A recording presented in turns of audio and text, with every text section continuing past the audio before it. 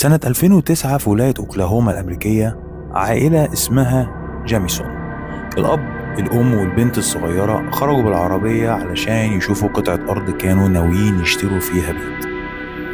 عدى يوم، يومين، أسبوع، ومفيش حد شافهم تاني. ما تنساش الاشتراك واللايك وتفعيل الجرس. الشرطة لقت العربية بعد أيام وكانت متسابة في طريق ترابي وسط الغابة.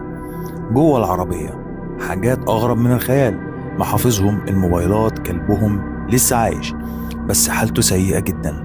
والمفاجأة، أكتر من 32 ألف دولار نقدا متسابين في العربية من غير أي سبب. مفيش أي آثار لعنف ولا جريمة واضحة ولا محاولة سرقة حتى.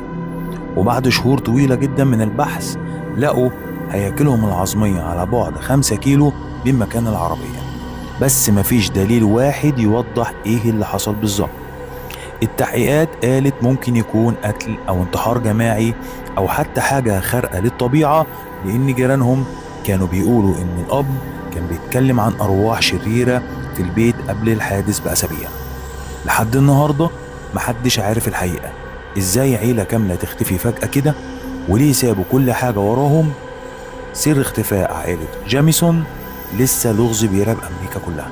لو عجبك الفيديو اشترك في القناة وما تبخلش علينا باللايك علشان يوصلك كل جديد.